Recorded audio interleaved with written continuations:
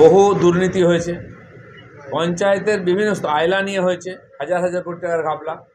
এখনও পঞ্চায়েত স্তরে অনেক টাকা পড়ে আছে, খরচা হয়নি, সেটা তাড়াতাড়ি করতে বলা হয়েছে। 14th ফাইন্যান্স কমিশনের অর্থ খরচা হয়নি, 15th টাকা আমরা দিয়ে দিচ্ছি, 16th আসছে, অধিক টাকা আসছে। এবারে বাজেটে 51,000 কোটি টাকার বেশি পঞ্চায়েত বিভাগকে দেওয়া হয়েছে, গ্রাম বিকাশকে।